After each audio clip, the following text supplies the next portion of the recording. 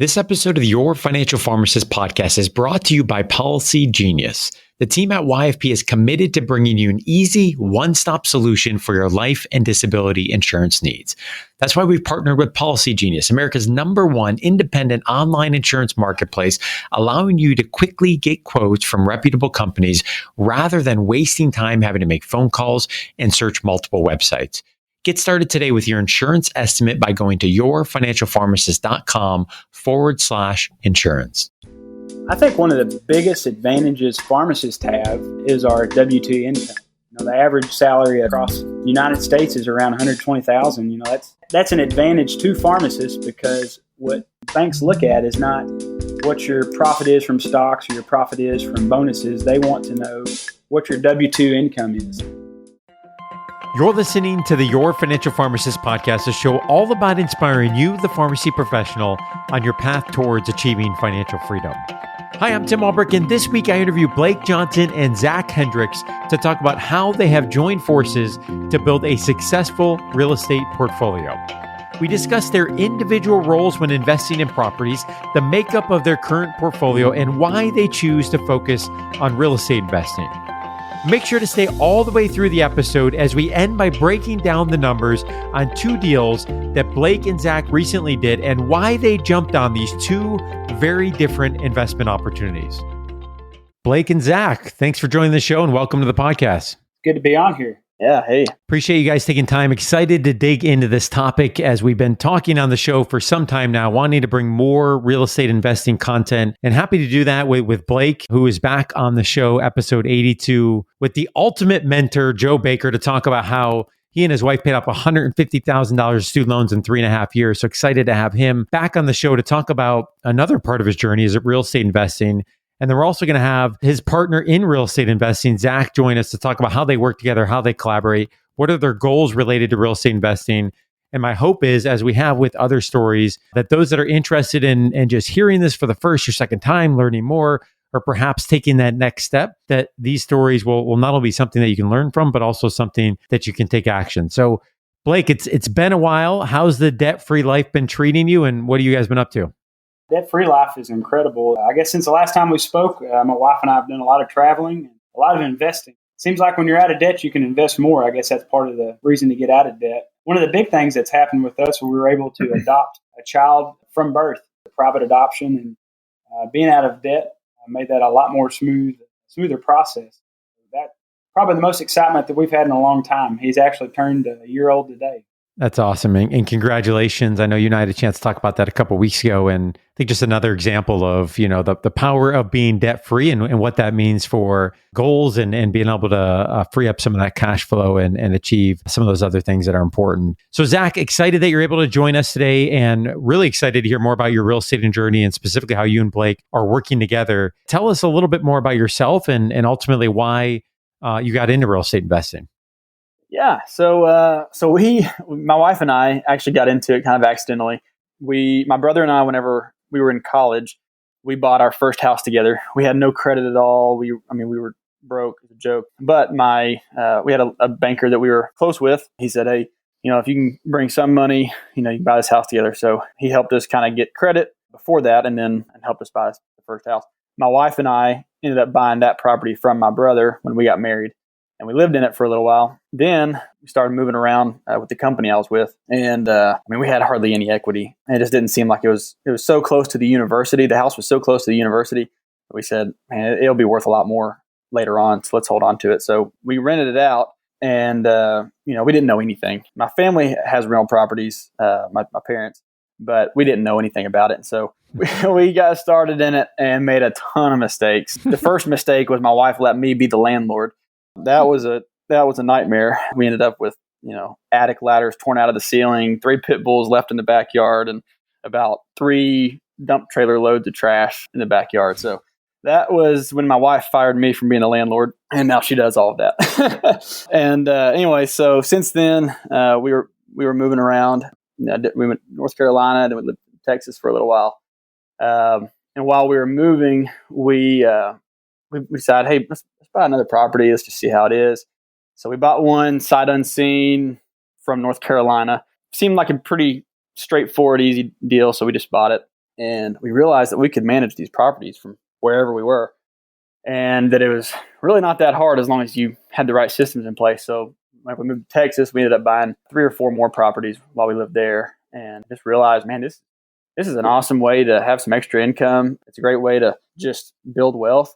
And at the time, we have set salaries, and so kind of like, well, this is the best way to kind of get ahead of the game. So at that time, we realized also, if we're not going to be doing ministry full time, this is a great way for us to be able to support missionaries and other people that are local, and we can do a lot more in real estate than we can just with our regular 8-to-5 jobs. So Zach, if I understood you correctly, you still have properties in multiple states, and then you guys are doing the property management for those? Okay, yeah, let me clarify that. So actually, while we were moving around, we were buying properties in Conway. We lived in North Carolina and Texas, but we bought the properties in Conway. Got it. Okay. When I heard property management and how easy it was at a distance, I was like, oh, that's interesting. Love to hear more. So that makes sense. You're buying properties in Conway while you're in different locations. And Blake, talk to us about where your experience real estate investing met Zach's experience, ultimately how and why you guys came together. I'm assuming there's some shared vision, perhaps different skill sets, and tell us a little bit more about what that collaboration and partnership looks like. So Zach and I met about 7 years ago at the church that him and his wife were attending at the time. And like he said, they moved off because of jobs. And funny thing happened. My wife and I were looking at getting back into rental properties, and we moved churches in Conway. And the first Sunday that we were there, Zach and his wife were visiting that church. And one thing led to another. We ended up in the same small group. And I can remember it vividly. We went out fishing on a local lake, and I started to express my love to want to get into rental property. So we talked back and forth, and we left it at, Blake, if you can find some properties, we can partner up. And so that started from there. And then our first deal, we landed 2 homes within the first deal. And so we've been there ever since. And Zach, building off that, if we had to kind of divide roles and responsibilities that come with both acquiring, finding the deal, running the numbers, perhaps overseeing any work that needs to be done, and then either renting it or selling it, how would you divide the roles and responsibilities and what each of you bring to the table? Yeah, so it's really interesting. My wife and I had kind of prayed about like opportunities to find other people to get in with, and it just never really came. And then Blake and Kristen kind of came out of nowhere, and it ended up being just the perfect partnership because, before I was always the one finding the deals, and my wife was excited about it. She was ready to buy every house that we looked at, and I always had to tell her no or maybe, and she was just so excited about it. And then when Blake and Kristen came along, Blake just really dove into the acquisition side of things. And also the financing side of things. So, I already had relationships with banks. He already had relationships with some of the same banks. And so we both still kind of handle the financing, but Blake analyzes things way more than I could ever dream of doing. He's just so much more analytical than I am. His main thing is networking with people, talking with people, whether it's wholesalers, whether it's realtors, just other landlords. He's really good about just meeting people, telling them what we're doing. And then out of that, we found some deals. Even networking with some local attorneys has helped. So then my role now, people ask me how we find deals, and I kind of go, well, I don't know. You have to have a Blake, because I don't look for deals anymore. I'll go and look at houses whenever Blake finds one. I can kind of quickly do a ballpark of how much it's going to cost to rehab it, or if it's something we shouldn't even be looking at, or whatever. But it's kind of a quick inspection of the property. But really, that's the end of acquisition for me. And then we run the numbers together. So Blake usually he can run numbers in his head super fast. So he usually just runs the numbers and tells me, and I'm like, yeah, let's do it. Let's go for it. And then and we kind of work from there. And then my wife, like I said before, she fired me from landlording, so she is the property manager. And so it really works well. We have 2 children, 4-year-old and almost 4-year-old, and then 1.5-year-old. So it's great because she stays home now. She used to be a school teacher. Now she stays home and manages properties full time. And then works for me with our remodeling company. So it's really great because she handles the property management. She gets to be the bad guy and good guy, where I just go in and I can fix things that are broken. So it works out really well. So our listeners can understand, before we go into the two recent purchases and kind of hear behind the scenes of how you guys think through and analyze those properties. If you could each talk for a moment, Blake, if you could start, and then Zach, talk about, what is your portfolio? And I'm guessing there's a lot of overlap here. So feel free to clarify that. What is your portfolio, types of properties you're generally looking at investing in or specializing in as it looks to your portfolio? And then ultimately, what is some of the purpose, the vision, the why behind what you hope to gain from real estate long term? We've heard a little bit of that. You just mentioned, Zach, some of what that has afforded to your family and opportunities. And Blake, I know you and I have had this conversation one-on-one, but I think it'd be really helpful for our listeners to hear not only a little bit more about your portfolio and strategy, but also what the why and purpose is for you and your family as it relates to real estate investing. So Blake, you want to start us off? Yeah, I can start off. Zach and I don't own any properties by myself. All of our properties that I'm involved in are in our LLC. Currently, we own 14 properties and a lot. So we can get into that later. That one's a fun example. But anyways, we have 14 homes right now. 13 are rented. One are rehabbing. And that's where we're at. Ultimately, my purpose down the road would try to get to 40 or 50 properties and have those paid off by the time I'm 50. I always want to be a pharmacist. I always want to be in the community. That's what I went to school for. But if times get tough or if something happens health-wise, this is a fallback plan for replacement of your income and for retirement down the road. You never know how the economy is going to be. People always have to rent homes. So this just affords us, a different avenue outside of the stock market. Asking about our purpose for the business, funny you asked that. Our corporate name is IHN Property, which stands for In His Name. So our purpose for the creation of this business is not only to provide for our family financially down the road, but also to be able to give back to missionaries overseas or to people locally. The wealth that we create is not only ours, but it's to give to others. And Zach, for you and your family and for the overall business, again, I'm sensing a lot of overlap, but anything else there to add? Yeah, no, he pretty well covered it. That's our main goals, is just to be able to have the financial freedom for ourselves, but not just keep it to ourselves, but be able to give back to others. Awesome. So let's dig into two recent purchases that you made as a part of your LLC. Talk through how you analyze those deals to determine that you ultimately would move forward with them. And again, I think as we talk through some of the numbers and talk about your thought process, I think this will help our listeners, see that are either building a portfolio or looking at that first one or just here to learn more, get a little bit more information to hear from those that have been down this path. So before we crunch some numbers, Blake, give us a bird's eye view of how you analyze deals. What's your process? What are you looking for when a property comes your way? Where are you looking for properties? I heard Zach mention earlier some networking and things that are going on. Are you looking at the MLS? Are you primarily getting these from wholesalers or, in contact with realtors? Numbers that you run. Talk us through not only where those properties are sourced from, but then your thought process when you're evaluating one of those. Okay, that sounds great. I think the first thing before we dive into the how and to the where and all that type of stuff is just to talk about a few figures that's used in the rental business. There's just only a couple of them, but when evaluating a property, there's three things that I look at.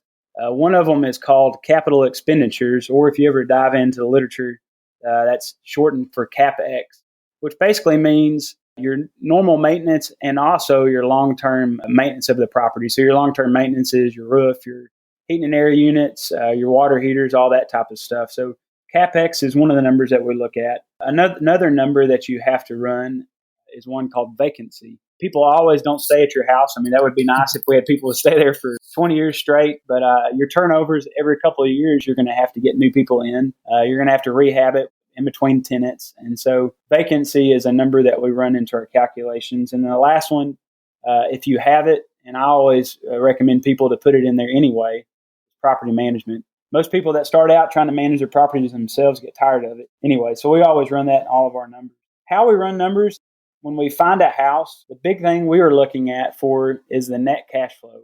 We're not trying to pull any money off the business, but we want to make sure that these homes pay for themselves and has a little bit of room of a cushion. So if interest rates go to 10 or 12%, there's enough room in the numbers to cover that. So when we look at a house, we usually take, instead of looking at the purchase price, we look at what we think it will rent for, and we take percentages off that gross rent. So for instance, if we use a home that we think will rent for $1,000, we use a 10% for capital expenditures, or 5% for vacancy, and a 5% for property management.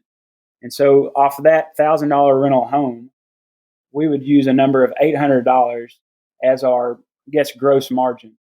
And so if that gross margin can cover the payment, your taxes, and your insurance, and still net around $100, to us, that's a good deal. And in any market, whether it's up or down market, you're going to stay afloat. It's a very conservative number, and it helps keep us sleeping. So that's how we run numbers. The second thing would be is a purchase price. I think Zach mentioned we love to purchase all of ours with zero money down. And that sounds intriguing, but the only way to get in home zero down is to have homes that need remodeled. So let's take that $100,000 home. Most banks, if they're local or small banks, will lend up to 85% of the appraised value of the house. I would put appraised value in parentheses because appraised value is the value that it appraises at after the repairs are done. Let's use that $100,000 house. Say we find it for $50,000. We go in it and see that it needs $20,000 worth of repairs. We can take that repair list to the bank. They'll get it appraised, and the appraiser will say, hey, we're putting in new flooring, we're putting in new paint. I'm going to appraise this house at $100,000 after the repairs are done. And so the bank on this home would loan up to $85,000. So as long as we can keep our repairs under the 85, so if it's $20,000, we're able to get in that house with zero down. Still got really good equity. And real quick on that, Blake, to me, that also just goes to an important point about building some of those relationships. So what is the strategy there, for folks that are looking to start their first or second property? And, not only is the analysis side of it or perhaps other pieces of it overwhelming, but then to begin to think about how those relationships are formed, what was your strategy in forming those relationships? And was it one bank that you were primarily working with, or did it take you some time to find that lender that was a good fit? I think one of the biggest advantages pharmacists have is our W-2 income. The average salary across the United States is around $120,000. That's 3 times the average wage for any normal working family. So that's an advantage to pharmacists, because what banks look at is not what your profit is from stocks or your profit is from bonuses. They want to know what your W-2 income is. They look at what your salary and wages are. So as pharmacists, we have an advantage when we walk into a bank to forge that relationship. They want you're a safe investor. You've got extra income coming in each month, more than most people. And so that was an advantage for me. But on the relationship side, Conway is a very small town.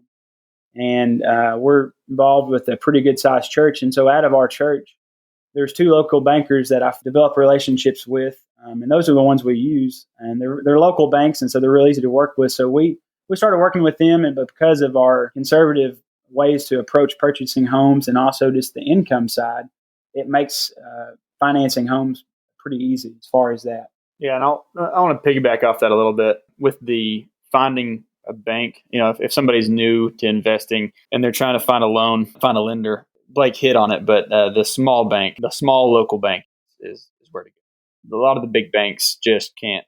They don't even care about you. And I don't mean that in a terrible way, but they have bigger fish to fry.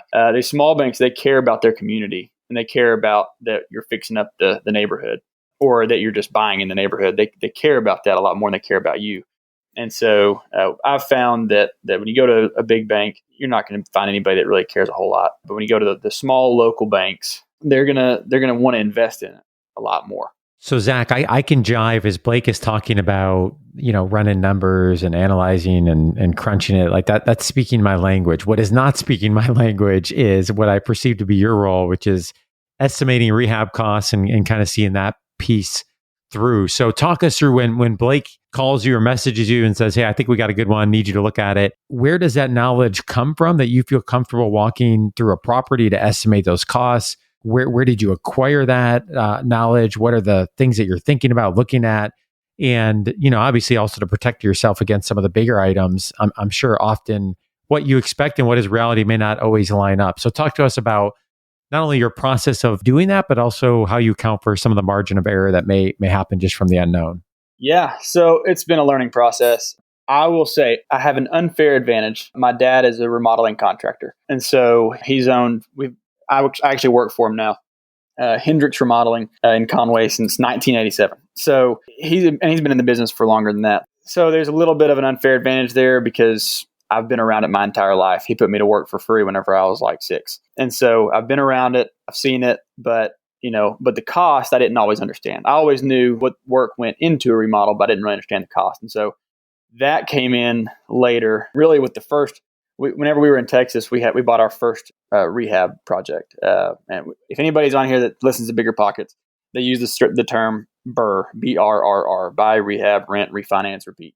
So that's the strategy we've been at ever since that first rehab project. So before we were just putting money in, and then we found that first rehab and we were like, oh, wow, this is incredible. We don't have to put money in. On that project, we lived in Dallas, and my brother at the time was working for my dad.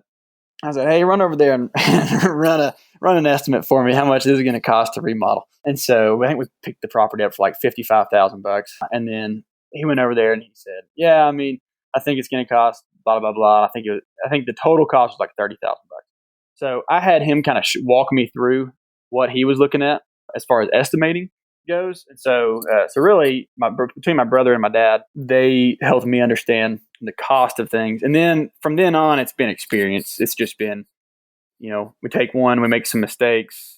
Now we know more. Now we know we got to check the sewage every time. Now we know we got to check the roof every time, the HVAC date, there's so many things now that we go, oh man, if I would have known that would have been better.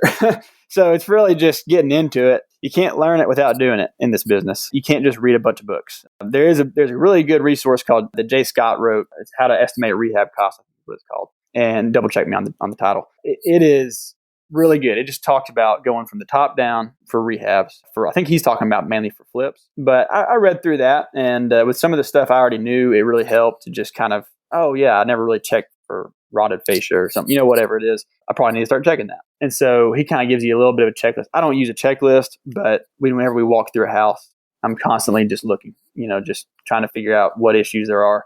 And then a lot of times, now me and Blake will walk into a house and I'll say, well, it's going to cost this, this, this. And Blake will go, oh, come on, we did it for cheaper on this house, So there's a little bit of back and forth there. And then we eventually, come to a number. That's the sign of a good partnership. So appreciate that story. And I'm glad you mentioned the BRRR concept as well as some of the BiggerPockets resources. We will link to those in the show notes. The Estimating Rehab Cost book that you mentioned, the BiggerPockets podcast, the BiggerPockets blog.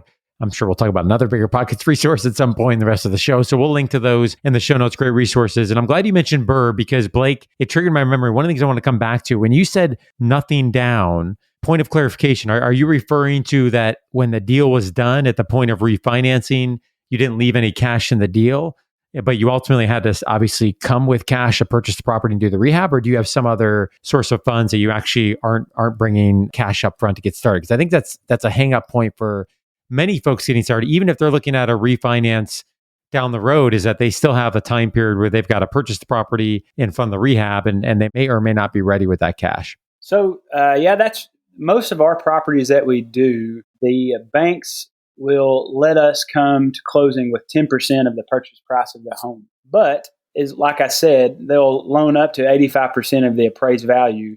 So the two local banks that we use, as long as the improvements plus that 10% down plus the purchase price is under the 85%, we're able to pull our money back out. So on that $100,000 home, we'll get it under contract. We'll go to closing. The bank will provide, if the purchase price is $50,000, they'll provide 85 or 90% of that, and then we'll have to bring 10% of the purchase price down. But after closing, we have a pool of money that we can pull from to pay ourselves back and also do the improvement. So you do have to have some money to come to the table to purchase the deal, but if you run your numbers right and you can get your rehabs under that 85% margin, you can get your money back.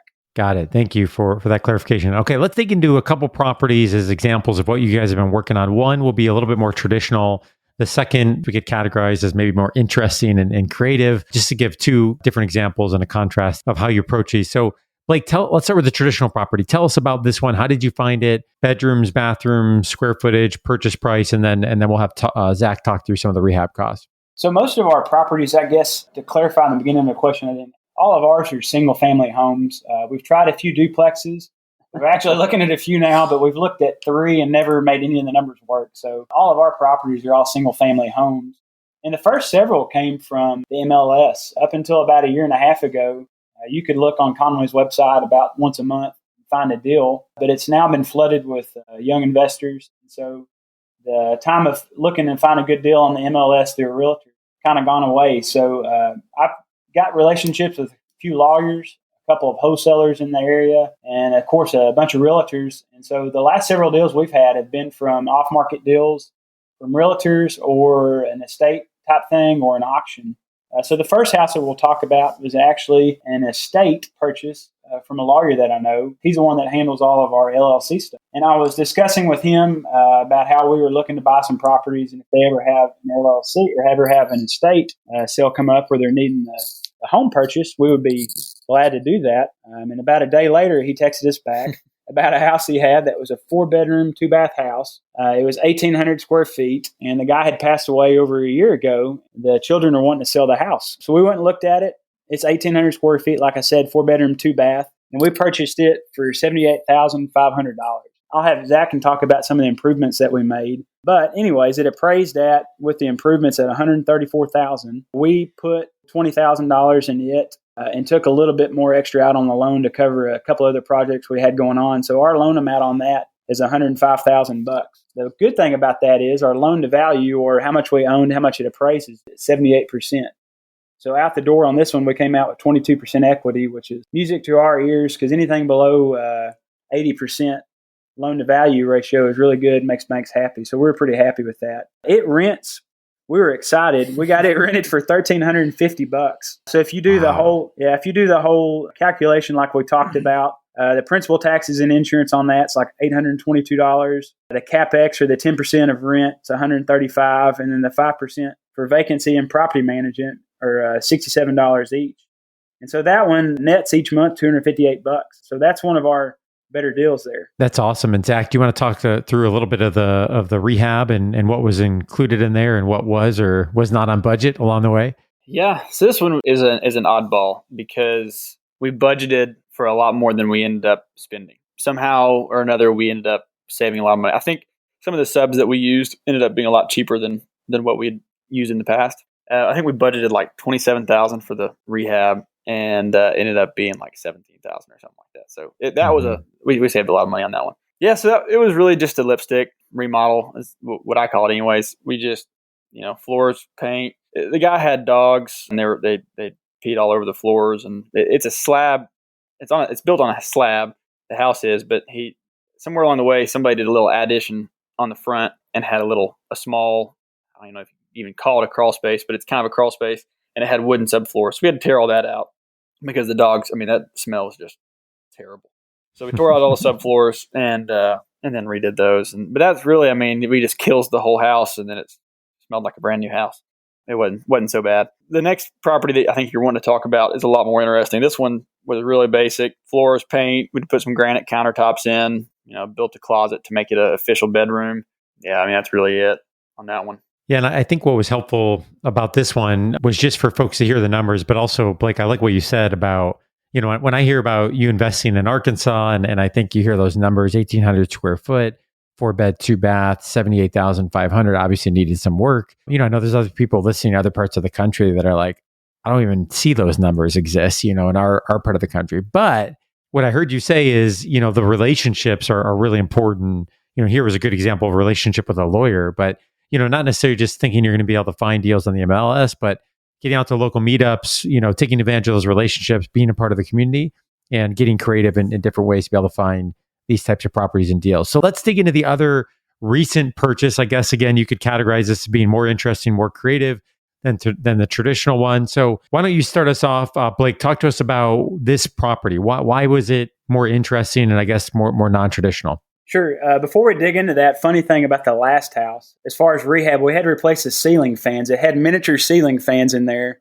And pretty sure that Boeing sent some of their propellers into this place. That was fun. That thing was the loudest and most powerful fan I've ever seen in my life. It would just blow you away. The one other thing with that last house, something that you could let people know when they're looking at homes, is that one had 2 living rooms. It had the main living room, and then there was an addition onto the house. Most of the time, you look at your rent, how much you're going to charge for rent based on bedrooms and baths. And so that one already had 3-bedroom, 2 baths, but we were actually able to spend $1,000 extra to frame in a closet and we were able to increase our rent by about $150 a month. So if you run your return on investment there, it took us only 8 months to recoup our costs to put in the closet. So when you're looking at a property, you got to be creative because small additions like that get you pretty good return. So let's start the second home. This one is really cool. So we bought this one at an auction.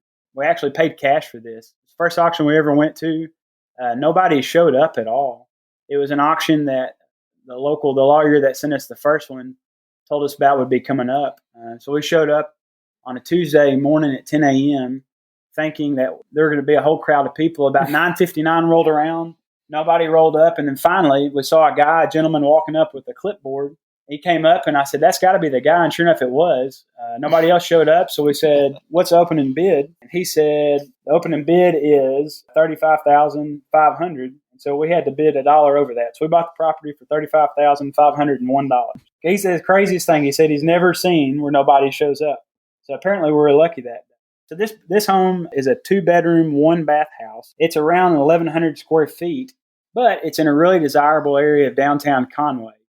It's right by downtown. A lot of people are tearing down homes, building up new ones, rehabbing them.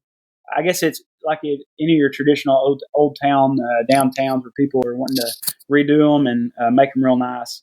And so this one's a 2-bedroom, 1-bath. I don't want to spoil the fun, but we're actually turning it into a 3-bedroom, 2-bath. Zach can talk about that. So we bought it for $35,500. Our rehab on the house is going to be right around $60,000, but the total value of the house is $125,000.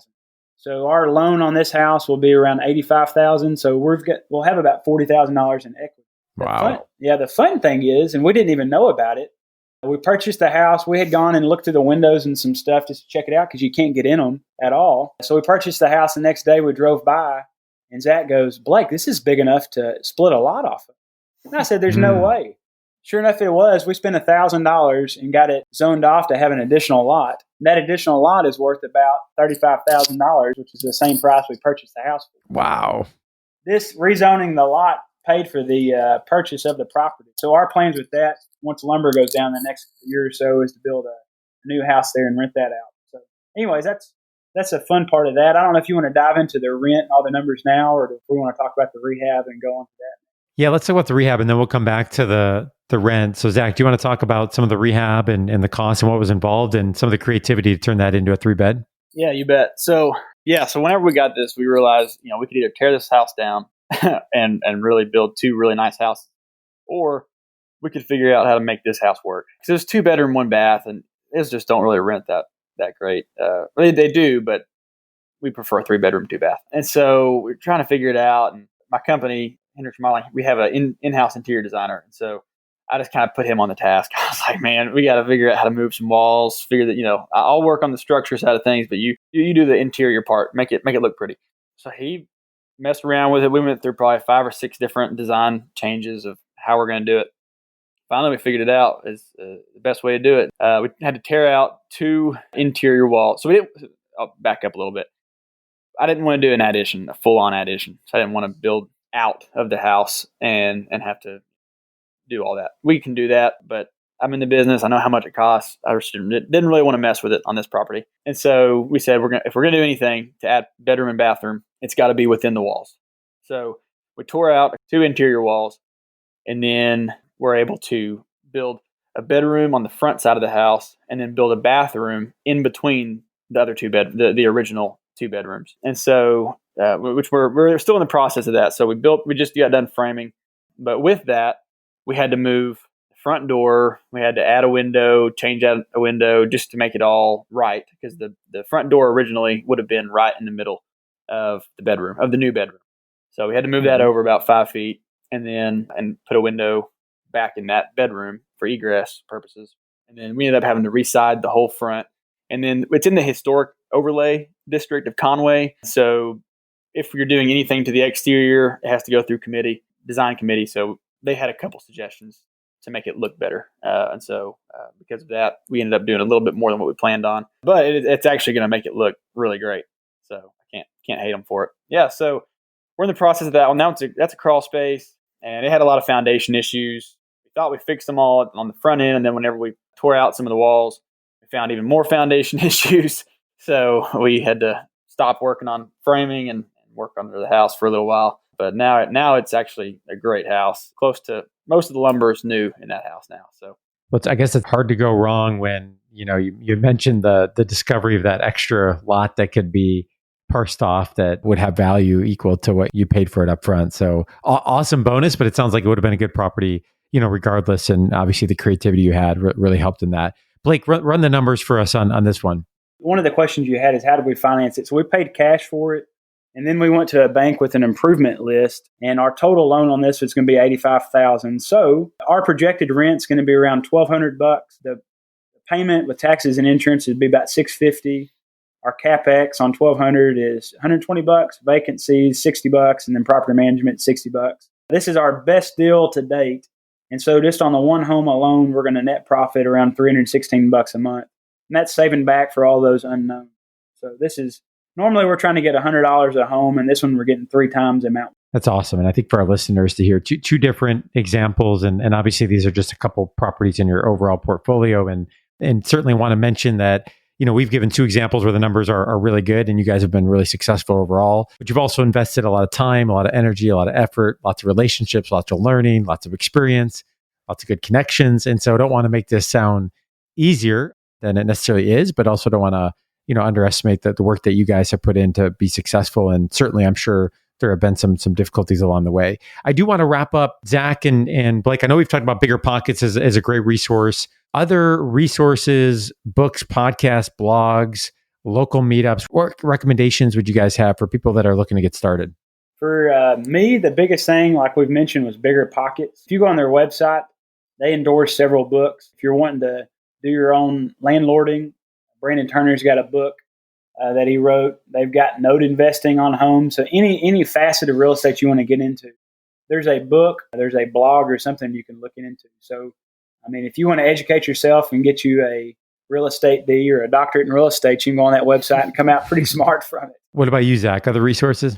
Yeah, BiggerPockets probably the one that taught me the most, but a lot of it is getting inspiration from other people. And so, reading books on it, me and Blake are both big readers, so enjoy reading about real estate as well. I went through a period where I think one year I read like 35 books just on real estate. And that was my education. That was my college education for it, And I needed somebody else's skills to kind of learn it. So there was a lot of them. I can't name them all, but one of them I would say for inspiration purposes, not for, I wouldn't say it's good for life goals, but it's Rich Dad, Poor Dad. It's a great book for the overall goal with real estate and financial freedom, and just really a business in general. But there's so many more good books out there. Think and Grow Rich is another good one, but there's a lot of great books out there that people can read. But BiggerPockets has a lot of resources, and honestly, going to BiggerPockets and getting on the forums and saying, "Hey, I'm running into this issue."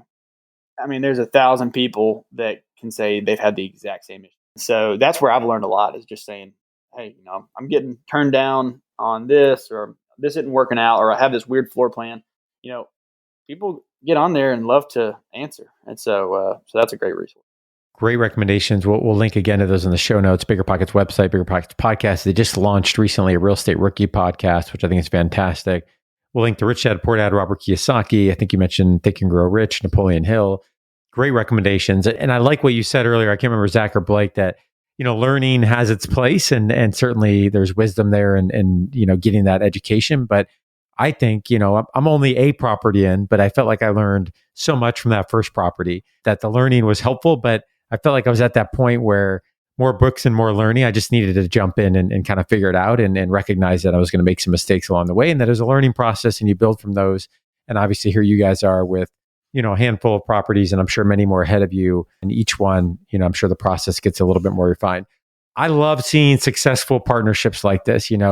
Not to say there hasn't been challenges along the way. If there haven't, awesome. But I'm a big fan when there's shared values, when there's shared vision, and there's good relationship, the value that can come from a partnership, especially when you have complementary skill sets and just being able to bounce ideas off of one another to be able to move that forward, especially here as you guys have a shared vision for what you're trying to do, is your why behind real estate investing. Really cool to see and highlight this as an example. So Blake, Zach, really appreciate you guys taking time to come on the show and share your story with the YFP community. Appreciate you having us on. It's been a blast. Absolutely.